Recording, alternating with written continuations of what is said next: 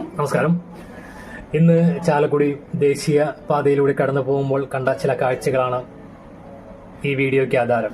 കോടികൾ ചെലവഴിച്ച് നിർമ്മിച്ച ദേശീയപാത, പക്ഷേ മഴ പെയ്താൽ അതിൽ യാത്ര ചെയ്യാൻ കഴിയുമോ എന്നുള്ളതാണ് ഏറ്റവും വലിയ ചോദ്യചിഹ്നം. പല സ്ഥലത്തും കുഴികൾ, പല സ്ഥലത്തും വെള്ളക്കെട്ടുകൾ. ഇന്ന് ചാലക്കുടി പോട്ട ദേശീയപാതയിലൂടെ കടന്നു പോകുമ്പോൾ പോട്ട ജംഗ്ഷന് സമീപം സിഗ്നൽ നിൽക്കുന്ന സ്ഥലത്ത് ഒത്ത നടുവിലായി നിരവധി സ്ഥലങ്ങളിൽ കുഴികൾ രൂപപ്പെട്ടിരിക്കുകയാണ്. വെള്ളം വന്ന് മൂടിക്കിടക്കുന്നു. യാത്രികർ അതിൽ ചാടിയാൽ ഉറപ്പായും റോഡിൽ വീഴും. ഉറപ്പായും അപകടങ്ങൾ ഉണ്ടാകും. മരണമടക്കമുള്ളവ തീർച്ചയായും ഉണ്ടാവും. എന്നാൽ ഈ കുഴിയിൽ ചാടാതെ സർവീസ് റോഡിൽ കൂടി പോകാം എന്ന് വിചാരിച്ചാലോ, നിരവധി സ്ഥലങ്ങളിൽ വെള്ളക്കെട്ടാണ്. എന്തുകൊണ്ടാണ് പ്രോപ്പറായിട്ട് ഒരു ഡ്രെയിനേജ് സംവിധാനം ഉണ്ടാക്കാൻ ബന്ധപ്പെട്ട ദേശീയപാത ഉദ്യോഗസ്ഥർക്ക് കഴിയാത്തത്? ഇത് പോട്ടയിൽ മാത്രമല്ല, ചാലക്കുടി മേൽപ്പാലത്തിന് സമീപമായാലും മുരിങ്ങൂർ മേൽപ്പാലത്തിന് സമീപമായാലും തിറങ്ങര മേൽപ്പാലത്തിന് സമീപമായാലും എവിടെയും ഇത് തന്നെ. നാളെ കൊരട്ടിയിൽ എന്താകും എന്ന് കണ്ടറിയാം.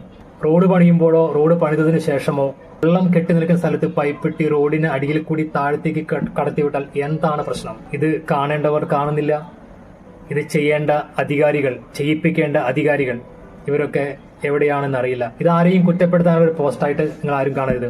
പകരം ഇത് കണ്ടിട്ട് എത്രയും വേഗം ആ കുഴികൾ അടയ്ക്കുക. ആ പോട്ട സിഗ്നലിനോട് സമീപം റോഡ് അടുക്കായിട്ട് നിരവധി കുഴികളാണ്. ഈ പോസ്റ്റ് കണ്ടിട്ട് ബന്ധപ്പെട്ട അധികാരികൾ എത്രയും വേഗം ആ കുഴി അടച്ച് ജീവന് ആ കുഴിയേക്കാൾ വിലയുണ്ട് എന്നുള്ള കാര്യം ഓർമ്മ വെച്ചുകൊണ്ട് എത്രയും വേഗത്തിൽ ആ പണികൾ പൂർത്തിയാക്കണമെന്നും വെള്ളക്കെട്ടിന് ശാശ്വത പരിഹാരം ഉണ്ടാക്കണമെന്നും അഭ്യർത്ഥിക്കുകയാണ്. ഒരു അപകടം സംഭവിച്ചതിന് ശേഷം നടപടി സ്വീകരിക്കുന്നതിനേക്കാൾ ഒരു അപകടം പോലും സംഭവിക്കാതിരിക്കുന്നതിന് മുൻപ് നടപടി സ്വീകരിക്കുന്നതാണ് യഥാർത്ഥ ഉത്തരവാദിത്തം. നന്ദി, നമസ്കാരം.